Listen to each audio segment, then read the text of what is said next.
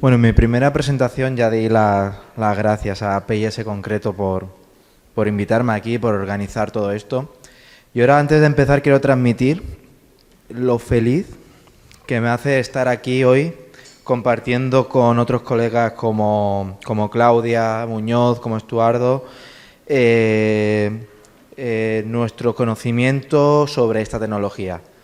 Y escuchar desde otros puntos de vista, como puede ser una universidad, como puede ser una cementera, como Estuardo, el mismo mensaje que llevo yo años transmitiendo, pues me llena un poco también de orgullo de saber que todo lo que llevamos trabajando y todo lo que llevamos transmitiendo, que no es simplemente un argumento de venta, sino es una realidad sobre lo que es esta tecnología. Y ahora quiero hablar un poco también cómo podemos enfocar para utilizar esta tecnología en vivienda social, lo que es innovación, escalabilidad y qué oportunidades podemos encontrar en Latinoamérica. Se ha hablado ya bastante sobre esto, pero voy a puntualizar en es un poco también mi punto de vista de cómo veo cómo podemos implantar esta tecnología. Ya hablé sobre mí el otro día y lo mucho que me conoce la inteligencia artificial, y de verdad, o sea, al final yo soy una persona, ya sin fijarme en lo que saben de mí, que me considero una persona innovadora de naturaleza. Me encanta la construcción, me encanta ver cómo se trabaja la innovación en la construcción desde todos los campos. Hace un mes estaba visitando un centro de prefabricado que había automatizado gran parte de sus procesos, que era una fábrica literal de adoquines, de bordillos, y yo parecía un niño chico en esa fábrica viendo toda la maquinaria, cómo hacían el concreto automático y demás. Hace también, en 2023, tuve también la suerte de poder visitar, que antes hemos visto una ponencia de Ernesto, una de sus obras tan automatizadas también que tiene y demás, y también yo estaba en la obra como un niño chico viendo cómo trabajaban. Entonces es un poco mi ADN, es innovación en la construcción, y es como lo que intento transmitir. Para hablar un poco también sobre mi empresa, de la que somos 3 socios, soy cofundador. Pues al final nació de 3 arquitectos técnicos que éramos, con ganas de emprender y de hacer las cosas de manera diferente. Desarrollamos tecnología pura y dura para construcción, muy enfocados desde el principio en el interés social. O sea, nuestra idea inicial de empresa, que ahora veremos todos los proyectos que estamos haciendo, y a lo mejor todavía no hay ninguno muy enfocado a lo que es vivienda social, pero el objetivo, nosotros cuando empezamos a investigar sobre esta tecnología, digamos, el objetivo que teníamos al final era poder construir, hacer urbanizaciones de viviendas unifamiliares de forma rápida y económica, y convertir esta tecnología en accesible, en el poder fabricar vivienda accesible para todo el mundo. Entonces también está en el ADN de la empresa este objetivo, que, bueno, pues va poco a poco. Ha habido una fase ahora de mucho de desarrollo de tecnología, de difusión, que también es lo que estamos haciendo aquí, de conocimiento, y algún día acabaremos seguro haciendo estos proyectos que tanto soñamos, y que, como voy a comentar también en la presentación, pues ya algunos de, digamos, nuestros sueños iniciales que ya poco a poco se van cumpliendo. Y esto es digamos, la situación social, económica en Latinoamérica, yo no soy experto. Yo, o sea, conozco mucho más datos, no diría ni de España, o sea, yo conozco mucho más datos de Valencia, que es la ciudad donde yo vivo. O sea, por ejemplo, estoy en una cátedra universitaria como empresa, que es el Observatorio de la Vivienda de Valencia, y sé muchos datos de crecimiento de precio, de necesidad y demás de Valencia, y es un poco aventurero de intentar analizar todo el contorno económico, social, y hablar encima de Latinoamérica. Pero bueno, he sacado algunos datos de internet que me sorprendieron, la verdad. O sea, 50 millones de hogares que faltan en toda Latinoamérica, diferenciando en 2 tipos. Es déficit cuantitativo, que son faltas directas de vivienda, y déficit cualitativo, que son viviendas que no cumplen con unos estándares mínimos de habitabilidad, o de que son viviendas, digamos, deficientes. Y aquí pues también de un un mapa que encontré, un plano que encontré de un estudio pues de porcentaje de familias que no cuentan con un techo o habitan en viviendas de mala calidad, dividido también por países, que, o sea, un poco para poner en contexto en qué situación nos encontramos y cómo vamos a intentar, entre todos, no exclusivamente con construcción aditiva, solucionar. ¿Qué limitaciones encontramos en los métodos constructivos tradicionales? Hoy podemos ver, este gráfico me encantó, el cubo, por donde estamos perdiendo agua todos. O sea, es un uso intensivo de mano de obra, alta dependencia de trabajadores, que antes explicado también Ernesto, que normalmente pues no saben ni para quién trabajan, porque van cambiando de una obra, de un jefe a otro y demás. Procesos lentos que carecen de industrialización, mucho desperdicio de material, que también se ha estado hablando en la conferencia anterior. Una cosa muy importante, que al ser la obra, digamos, un proyecto tan único, es muy difícil de escalar. De escalar en el sentido de tú tienes un proceso constructivo y, como en cualquier industria, el objetivo es, en una empresa, es cómo puedo escalar, cómo puedo producir más, cómo puedo llegar a más gente, cómo puedo abaratar coste. Cuando tienes un producto único que haces una sola unidad de ese tipo de vivienda, con métodos tradicionales es muy difícil de escalar. Entonces, lo hablaba en la primera conferencia, necesitamos un cambio hacia lo que es la industria 4.0. Estas dos imágenes un poco me hacen gracia, el obrero haciendo un tabique de ladrillo imposible de replicar, aunque fuese ese el objetivo de hacer eso. Si tiene que hacer otro igual, nunca va a ser lo mismo. Y una imagen que encontré de una visión de 1984 de lo que iba a ser una obra del futuro, con varios detalles que siempre me gusta, pues cómo llegan los materiales volando. Hemos visto en una conferencia que ya no tienen que llegar el hormigón ni siquiera volando, sino vamos a fabricarlo en la propia obra. Cómo utilizan ya como brazos robóticos, el operador ya no utiliza una pala, sino utiliza un mando a distancia para controlar. Cómo tenemos también muchos operadores manejando ordenadores dentro de una caseta, ya no en la obra. Una visión muy futurista, pero a la que tenemos que llegar realmente. Entonces, ¿qué retos asociados de todo esto tenemos que tener en cuenta? ¿Cuáles son los retos?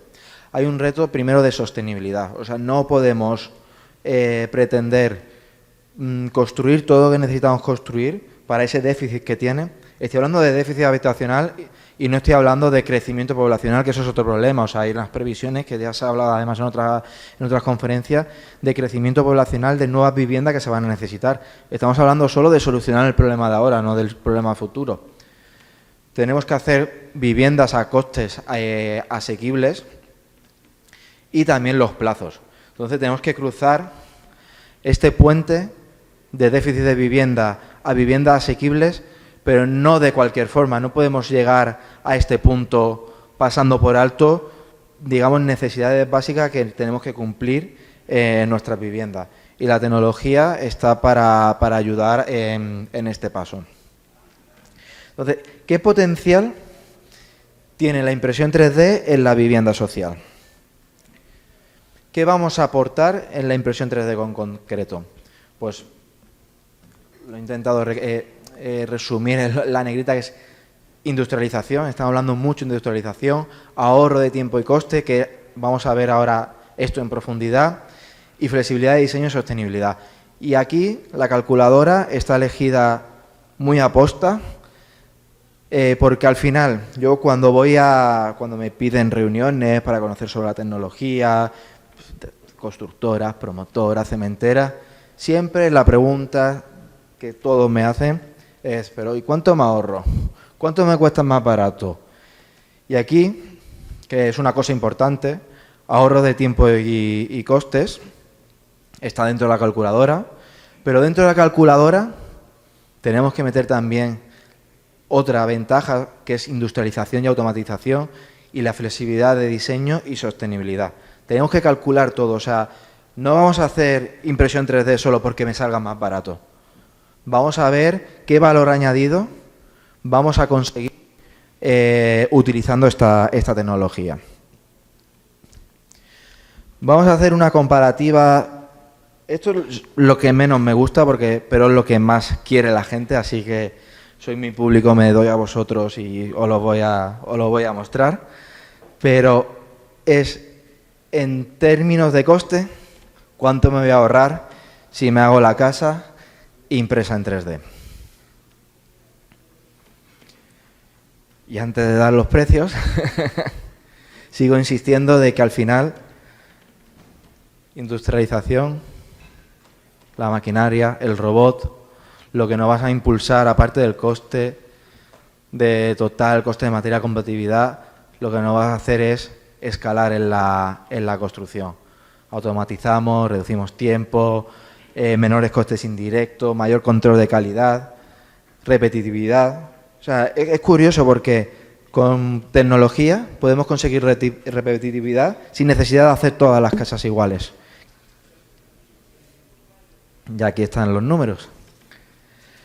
Decir una cosa antes de empezar a mirar cuánto cuesta, todo lo otro es más barato, no sé. Yo saqué números cuando me puse a hacer comparativas con diferentes sistemas constructivos. Además, como está aquí, vemos que hay bastantes.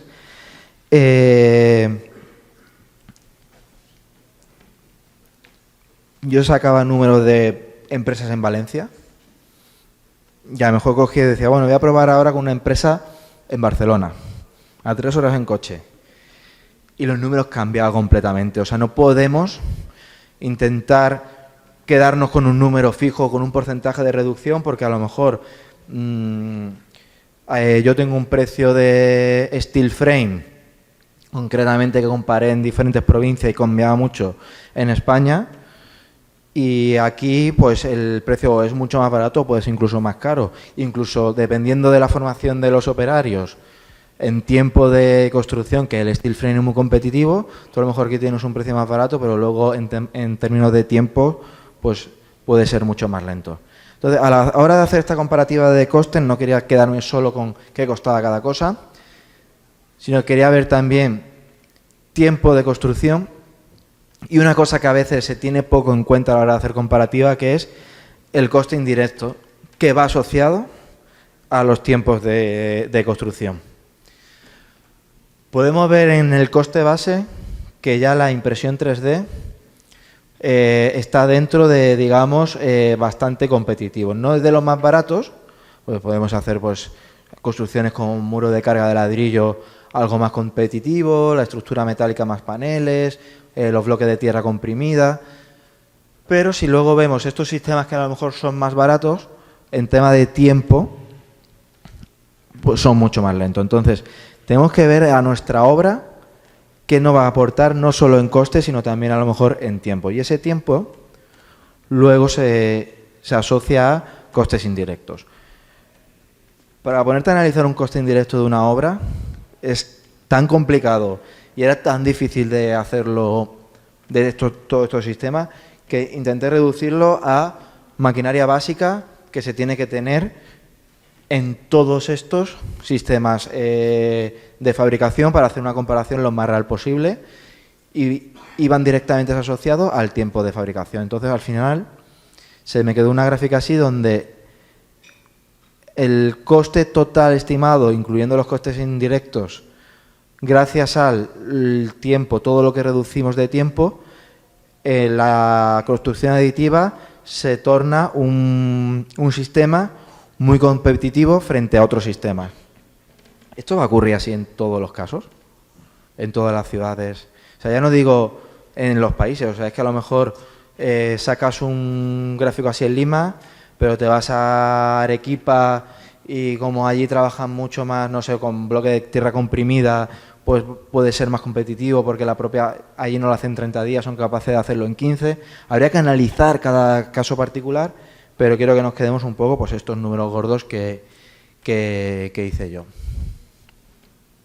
Y aquí en la balanza de entre sistemas tradicionales o impresión 3D, pues al final pues en sistemas tradicionales pues tenemos un coste base razonable, con plazos de ejecución mayores y lo que se asocia en altos costes indirectos frente pues, a un coste base moderado, que ahora veremos también cómo podemos mejorar incluso este coste base moderado con menor tiempo de ejecución y menos costes indirectos derivados. Aquí me dice ya una estimación solo comparando diferentes obras de impresión 3D para que veamos también cómo me varía el coste dentro de, o sea, utilizando el mismo sistema en la misma ciudad, con los mismos operarios que tardan lo mismo, solo cambiando los metros cuadrados de la vivienda que estoy haciendo. En este caso estoy haciendo análisis para hacer una vivienda. Si vamos a una construcción en serie de 20 viviendas, estos números cambiarían completamente y sería mucho incluso más ventajoso para lo que es la construcción aditiva. Hice 50 metros cuadrados, 100 metros cuadrados y 150 metros cuadrados. ¿Qué es lo que vi? Cosas así, de todo lo que hice he intentado sacar los datos más relevantes. El coste el porcentaje de materiales de todo el presupuesto total, ¿qué porcentaje se lo lleva solo el material? Cuando nos vamos a pocos metros cuadrados es un 30%. ¿Por qué? Porque hay otros costes derivados, como puede ser el transporte, instalación, preparación de todo, que al repercutirlo en tan pocos metros cuadrados, el coste de material es bajo. Pero cuando nos vamos, por ejemplo, a 150 metros cuadrados, el coste de material llega a ser hasta un 50% de lo que del coste de la fabricación de esa estructura. Y este número es fácil de entender por qué, y es que a día de hoy el material todavía es muy caro. Estuardo lo comentaba también, que se está trabajando en hacer pues, materiales más eficientes, porque ahora estamos trabajando con microhormigones o morteros, pues pasar a hormigones que abaraten mucho más el coste, y aún así estamos siendo competitivos. De hecho, pasa esta cosa rara que es en coste de material en eurometros cuadrados. Al principio está bien, sube y luego vuelve a bajar. Ahora vamos a ver qué productos podemos hacer con esa tecnología. Y para contar este recorrido de productos voy a contaros casos reales que hemos ido haciendo nosotros a lo largo de los años desde el que hicimos la primera casa impresa en 3D en España. Esto lo hago para que cojáis ideas. Todos son estructuras de viviendas normales, mucho piloto que hemos hecho también, que nos ha servido para el desarrollo, y quiero que sirva como base para dejar una semillita en vuestras mentes y empecéis a pensar qué cosas podemos hacer con impresión 3D, aparte no solo de vivienda, que eso está muy claro, pero hay otros muchos proyectos que se pueden ejecutar y que pueden complementar a la hora de hacer estas casas. Y esto lo digo porque cuando hablamos de hacer mucho vivienda social, vamos a construir casas, vamos a hacer 10.000 casas. Nunca se habla de la infraestructura que hay alrededor de esas casas. Porque cuando tú construyes 10.000 casas, tienes que construir también colegios, tienes que construir también parques, tienes que construir también infraestructuras para dar servicios a esa población nueva de esa zona, de esas nuevas casas que van a irse a vivir allí. Y en eso tenemos la ventaja que con la impresión 3D también podemos darle solución. O sea, podemos darle solución a la construcción de la vivienda, podemos darle solución a la construcción de infraestructuras, o podemos construir las viviendas con otro sistema que encaje más en esos proyectos y a lo mejor utilizar impresión 3D para hacer parte de la infraestructura. Es un poco con la idea que quiero que nos quedemos. Primera casa impresa en 3D en España, año 2018. Una máquina todavía que le estábamos testeando. Fue una locura de construcción, pero aprendimos muchísimo. De hecho, esta casa no se iba a acabar. Empezamos a hacer 4 o 5 capas y hicimos nada, llegamos muy poca altura, vimos que funcionaba, dijimos, vamos a seguir creciendo. Llegamos a 50 centímetros, vamos a seguir creciendo. Llegamos a la altura del techo, dijimos, vamos a ponerle un techo para que parezca una casa. Cuando ya teníamos techo dijimos, vamos a ponerle puertas y ventanas. Y al final acabamos buscando patrocinadores para acabar la casa era al fin un piso piloto que tenía su fontanería, su electricidad, de hecho tenía domótica, estaba completamente acabada. De ahí, o sea, esto era el año 2018, de ahí al año siguiente nos fuimos a África, nos gustan las cosas fáciles, concretamente, bueno, fuimos cerca, fuimos a Marruecos, dentro de un concurso de arquitectura solar de Carlón al que fuimos invitados, o sea, no participábamos. Hicimos esta estructura, fue un gran reto porque estuvimos imprimiendo a más de 40 grados. Ahí Estuardo nos contaba que allí con el calor que cuando estaban imprimiendo, que decidieron imprimir de noche, nosotros ahí dijimos que no, que de noche no queríamos imprimir y con 40 grados, como esto era al final un demostrativo, imprimimos. De hecho se ve que la calidad no es del todo buena. Y esta fue, el otro día os contaba que estuvimos en una casa que vimos el método, digamos, de aceptación social fue dejar un martillo en la entrada de la casa, de la estructura, la gente lo cogía y le pegaba con el martillo al muro para ver que era resistente. Fue la prueba de carga que hizo la gente local de allí para fiarse de que esto aguantaría y que podría ser una casa segura. Hay una cosa claro, este vídeo lo enseñamos siempre y fue un vídeo que utilizamos mucho porque en la última parte, los últimos 50 centímetros o 30 centímetros nos salió súper bien, porque el resto de capas fue un desastre. También fue una evolución y aprendizaje a 40 grados de temperatura, el ajustar los parámetros de impresión, incluso el material, para conseguir un buen acabado. Pero bueno, ya de hecho aquí se ve muy bien cómo vamos mejorando hasta que conseguimos un acabado óptimo en este tiempo. Esta fue nuestra ya primera, digamos, máquina industrial. Hicimos este prototipo también buscando el cómo vamos a asegurar que lo que estamos imprimiendo tiene correlación con lo que se ha diseñado, que no estemos haciendo ese muro de ladrillo Frankenstein que hemos visto antes. Y se hicieron una serie de fotogravimetría para ver las tolerancias de impresión, de cómo en la deposición de capa, posibles asientos y demás, pues cómo íbamos, si estábamos cumpliendo con las tolerancias admisibles o no estábamos yendo, y salió bastante bueno el resultado, siendo la primera, digamos, impresión de esta nueva máquina, que era como la versión beta. De hecho, seguimos trabajando con esta máquina porque funciona bastante bien. Ahí vemos el proceso de fabricación. Así como productos de infraestructura que comentaba antes, esto es un proyecto que hicimos y que ya hemos replicado varias veces. Esto es yo lo llamo obra de arte funcional, pero podría irse la parte de obra de arte. Es un banco cubierto que te puede cubrir tanto del sol como de la lluvia. Estuardo, hicisteis uno de estos que no te protegía. Este pesa un poco más de lo que hicisteis vosotros, pero sí que te protege. Y va con un panel solar, que carga una batería que te puedes cargar el móvil dentro. Tiene una luz por la noche que si quieres la puedes conectar y demás. Y aparte pues lo acabó un artista local y está colocado allí en la Marina de Valencia, pues una parte más del mobiliario urbano que hay en esa zona.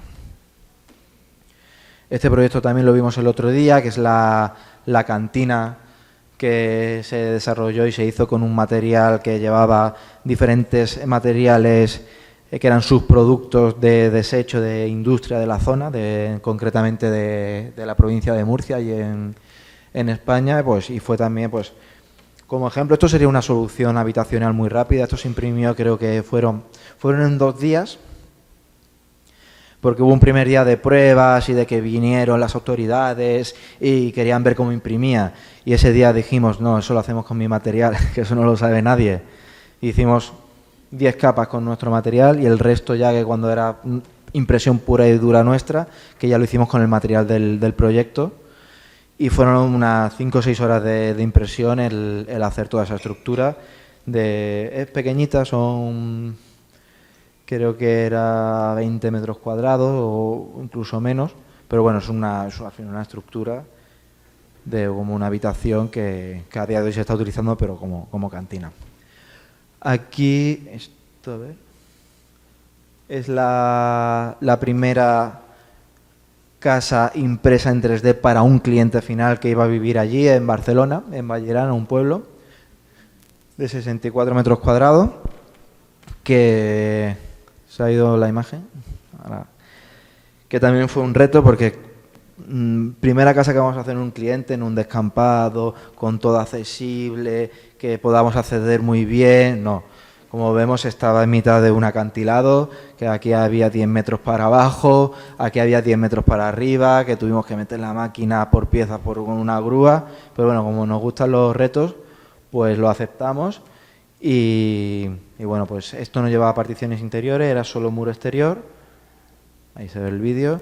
Y pues luego se revistió, se acabó y bueno, pues ya está. Eso era concreta, no era una vivienda principal, era una segunda vivienda para una familia que pues había comprado el terreno y la verdad que tenía muy buenas vistas, pues estaba en mitad de un barranco, pues las vistas a todo el valle eran preciosas y fue la primera vivienda impresa en 3D en España que para un cliente final que se realizó.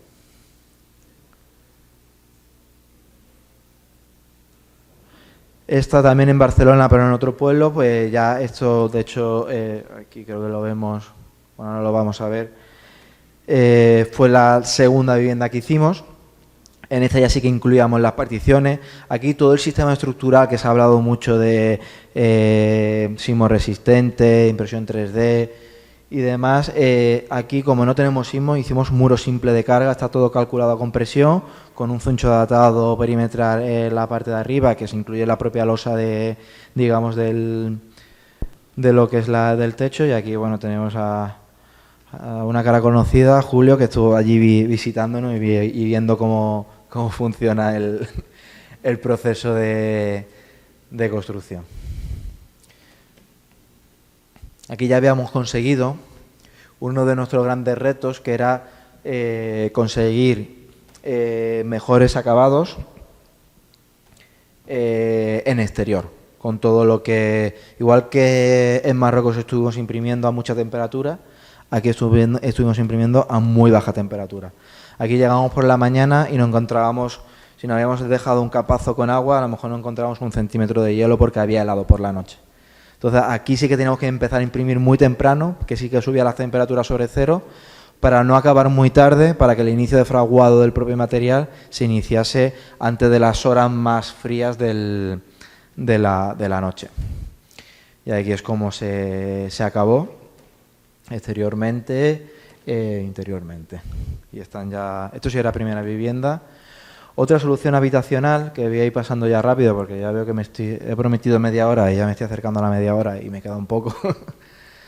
De una vivienda de 25 metros cuadrados, si no recuerdo mal, que utilizábamos, lo explicaba el otro día, la propia geometría de una espiral para dar la sensación de más amplitud dentro de una casa. De hecho, en el vídeo se ve que cuando estás haciendo el vídeo estás caminando mucho, pero realmente estás dando vueltas sobre sí mismo hasta que llegas al último punto de la vivienda, que es concretamente es el baño, y en pocos metros cuadrados consigues una distribución óptima, digamos, gracias al uso de este tipo de tecnología, que le da igual hacer un cuadrado que un círculo, que una casa en forma de estrella o de cactus como hicieron en Cementos Progreso. Otra aplicación que podría ser también paso rápido, y vemos el vídeo. Esto es una oficina, caseta de entrada para un camping. Esto está en un pueblo de Valencia, del interior, que podría ser, perfectamente podría funcionar como también una vivienda, porque tiene su zona para baño, tiene una oficina, sería el salón, puedes colocar la cocina, como ejemplo de lo que podría ser una vivienda social, que también, pues esto creo que se hizo en varios días, porque también estábamos probando y creo que fueron 12 horas o 13 horas de impresión. Aquí ya damos el salto al charco, como decimos nosotros, y aquí estamos en Estados Unidos, en Ohio, ya año 2024, que pues hicimos una vivienda también de 100 metros cuadrados. En este caso, por temas de requisitos estructurales, como aquí se ve claramente, se hizo triple muro de hormigón, porque en uno de los huecos iba el aislamiento térmico y en el otro hueco iba armado, que conectaba con la armadura, y se hacía un muro de carga completamente armado. Y aquí vemos el vídeo de cómo depositábamos una de las capas, que la verdad que conseguimos en... Cada obra para nosotros es un reto. Primero de pues buenos acabados, calidad, luego velocidad. Vamos nosotros, junto con la tecnología, evolucionando. Y aquí vemos un poco cómo imprime la máquina y cómo acabamos. Muy rápido. Uno de los últimos proyectos, ya con esto estoy más o menos acabando, que esto lo acabamos hace poco, que es una nave industrial que llegamos hasta 7 metros de altura, que se hizo en Lerma, un pueblo de Burgos, que se hizo en 2 fases. Tuvimos que mover la máquina para poder abarcar, son 250 metros cuadrados de superficie. Esto es un poco el vídeo que... Cuando estamos ya en segunda fase, pues aquí se hizo doble muro, que va con en este caso va con unos pilares metálicos embebidos, que van soldados a cimentación por unos huecos que se dejaron abajo. Y bueno, aquí vemos un poco la altura de la máquina. Pues otro reto más que ya nos pasa cuando hacíamos casas de una planta. Con una escalera o un pequeño andamio te permite acceder a las capas superiores. Aquí ya tuvimos que montar un sistema de andamiaje para que el operario pudiese llegar para colocar ciertas armaduras, incluso para el control de la impresión. Y esta ya es la última obra que hemos terminado, concretamente en Portugal. Y este vídeo me gusta mucho, es muy casero, es muy esto, y es, pues mi socio Vicente iba por ahí grabando y viendo cómo a la vez que la máquina está trabajando y está imprimiendo, hay ya operarios colocando electricidad, colocando fontanería, colocando parte del aislamiento que va a llegar. Esos muros en ese caso la estructura son pilares, hay unos huecos que se van a armar y se ve, eso sería un pilar, que tiene su parte también para los puentes térmicos de aislamiento y demás. O sea, quiero que veáis también que cada obra tiene su solución constructiva. Cuando nos preguntéis, no, pero es antisísmico, ¿cómo voy a construir? Aquí pues los arquitectos portugueses decidieron, asesorados también por nosotros, un sistema constructivo que en este caso son pilares, con muros que van rellenos de aislante, y se programó la obra para que una vez que estaba terminada toda la estructura, ya tenías además la ventaja de tener toda la instalación, tanto de fontanería como de electricidad, hecha, que te da también una ventaja de velocidad de velocidad de fabricación bastante grande. Vemos un poco, no se aprecia mucho porque está justo doblado pero tiene una zona en el vídeo de la derecha que es inclinado para una cubierta, un agua, pero que luego acaba en cubierta plana. Y esa pendiente se generó con la máquina. Y aquí os voy a contar, os voy a contar incluso sueños cumplidos. Cuando nosotros desarrollamos la primera máquina que expliqué y os puse ese vídeo, que no se lo contéis a nadie que os lo he puesto, con esta máquina y una garrafa de agua cortada por la mitad tirando el material, ya cuando desarrollábamos el sistema de extrusión y demás, nosotros pensábamos, sí, podemos construir casa, pero también la máquina puede ser una herramienta más dentro de una obra, que te puede hacer arqueta, que te puede hacer algún elemento particular, que te puede hacer diferentes cosas. Entonces pedimos, a base de favores, conseguimos un día irnos a una obra cuando ya habían cerrado, solo quedaba el seguridad, un poco así de extranji, rápido, llevarnos la máquina, montarla, hacerle unas fotos un poco comerciales, como para poner el ejemplo de cómo una impresora 3D podía ser parte de una obra normal y corriente. Y este año se ha cumplido ese sueño en una obra real de construcción de vivienda. Nos fuimos con una de nuestras máquinas. Esto es lo llamaron un espacio de coworking, pues son una serie de jardineras con unos asientos, con unas mesas, es una zona común de la edificación, pues donde la gente que vive ahí pues puede quedar a tomarse algo, a charlar, a trabajar, a lo que quiera. Y dentro del entorno de una obra, de hecho, normalmente trabajamos con carretilla cuando vamos a cualquier sitio, pues ahí estamos trabajando con la grúa torre propia de la obra. Y ya termino, porque me estoy pasando.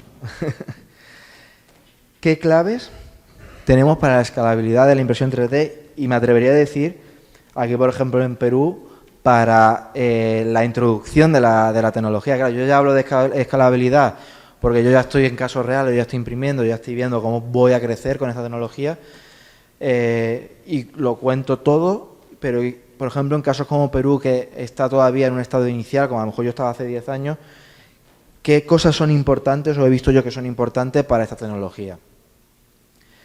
La parte estratégica de alianza con constructoras y gobierno. Claudia nos lo ha contado antes, de hecho ha habido una pregunta referente a eso, de cómo consiguieron aunar universidad con promotoras, con financiación del gobierno y gracias a esta alianza estratégica consiguieron desarrollar sus proyectos.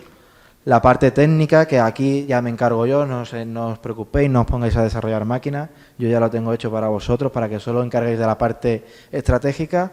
Y logística, al final, el transporte de la impresora a obra, del material, aquí también una parte de cómo vamos a fabricar ese material que sea local. Y la gran pregunta, ¿es una amenaza para el trabajo, para el obrero, o una oportunidad? Pues al final, evidentemente, es una oportunidad para incluso el desarrollo del empleo local. Esta tecnología va a crear nuevos puestos de trabajo, vamos a especializar el trabajo del obrero en la obra, lo que veíamos en las imágenes antiguas, que ya cada vez va a haber menos gente trabajando, que ya no quieren trabajar a pleno sol del día, sino que va a estar en una caseta controlando esa tecnología. Entonces, no estoy eliminando al obrero, estoy quitando al obrero de estar agachado con una paleta echando el mortero a que esté sentado en una caseta con su ordenador con aire acondicionado. Pues esto que se me han ocurrido a mí, gestores de datos que analizan datos de impresión 3D, operadores de impresora, mantenimiento de las máquinas, toda la parte de diseño, tratamiento de datos.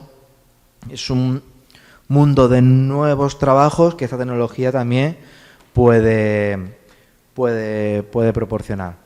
Evidentemente es un motor de desarrollo local a la hora de crear comunidades, trabajo con las universidades, es una fábrica en obra. Y al final me quedo con esta frase, para ya concluir. Dice que la impresión 3D no solo construye casa, sino que también construye futuro. Conclusiones. No es el futuro ya, es el presente. O sea, ya a día de hoy hemos visto cómo estamos ya trabajando diferentes tipos de proyectos más grandes y más pequeños. Podemos reducir el déficit habitacional con procesos industriales. Repito lo mismo, o sea, no solo con impresión 3D, necesitamos de otros sistemas también que nos complementen. O sea, tenemos déficit, ya hemos visto, de 50 millones de viviendas. La escalabilidad depende de alianzas y de la adaptación local, el que también hay una parte social que tiene que, digamos, aceptar esta tecnología. Y es una oportunidad para generar pues nuevos empleos cualificados y revalorizar la mano de obra. Muchas gracias y supongo que si tenéis alguna duda, alguna pregunta. Muchas gracias, José, por tu ponencia. Acompáñanos para una ronda de preguntas, por favor. Damos inicio. Si alguien tiene alguna consulta.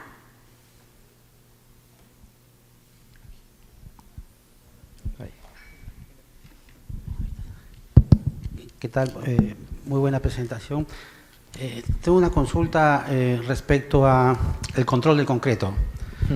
Nosotros nos basamos para el concreto de planta en la norma ASTM 94, ¿no? Digamos, pruebas de carga, digamos, para tolerancia de las balanzas, uniformidad de la mezcla, uniformidad del mixer, pruebas de concreto fresco, endurecido, ¿no? Hay, digamos, protocolos que cumplir para garantizar digamos, el cumplimiento técnico de concreto, ¿no? En estado fresco e endurecido, aparte de los materiales, ¿no? En este caso, ¿qué norma aplicaría para este proceso? Aquí el concreto tiene que cumplir la norma local que le corresponda. En nuestro caso, todo lo que estamos trabajando es con un concreto premezclado. En este caso sería más un mortero o un microhormigón premezclado en seco, que ha tenido sus pruebas, digamos, anteriores, y nosotros solo hacemos pruebas en obra, pues de sacar probetas, que se hacen ensayos a 7 y 28 días para ver que está cumpliendo con los estándares que se ha requerido para el proyecto. Entonces, pues diseñamos, o sea, cuando pedimos el material, pues pedimos el material que se ha diseñado para ese proyecto, que se ha requerido, mejor dicho, para ese proyecto.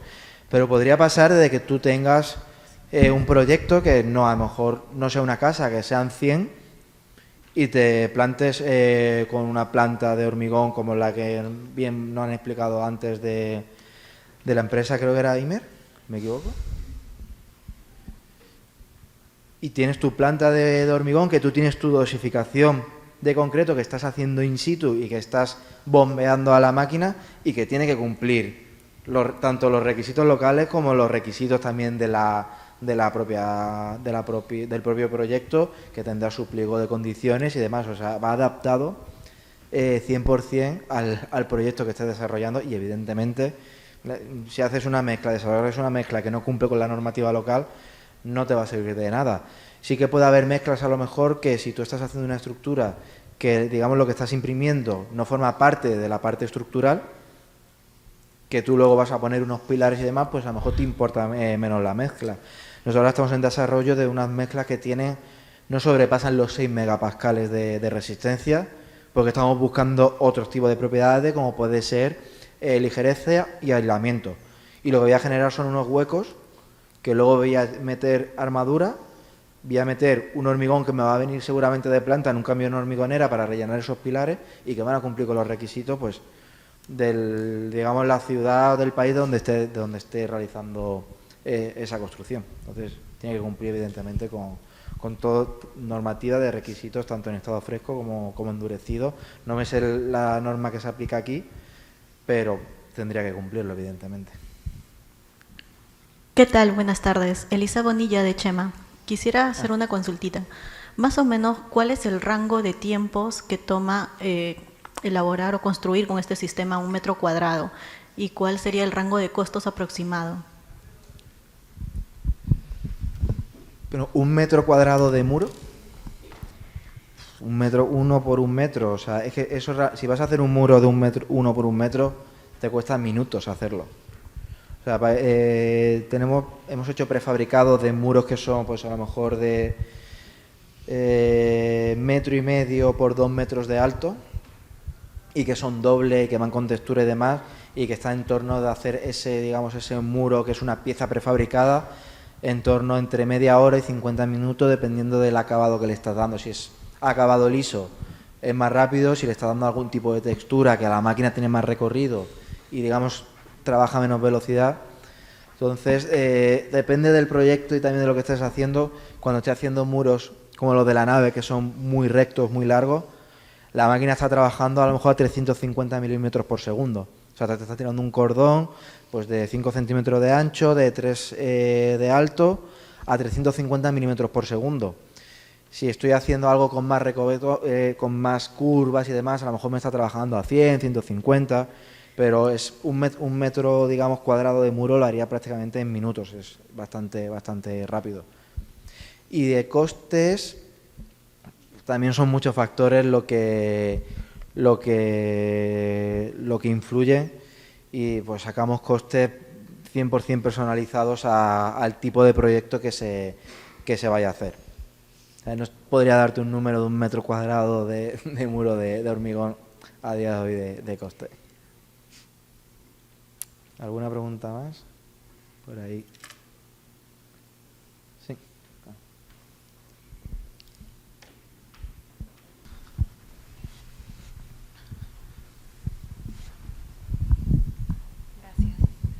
Buenas, ¿qué tal? Yo tenía más la duda de cómo es la colocación de las instalaciones en los muros. por ejemplo, ¿no? Si hubiera el caso, me imagino que tal vez tienen los planos súper compatibilizados, pero en el caso que hubiera alguna equivocación, ¿cómo reubican un punto si ya lo están dejando embebido, entiendo yo, ¿no? O sea, bueno, dejan el espacio. ¿Cómo manejan eso?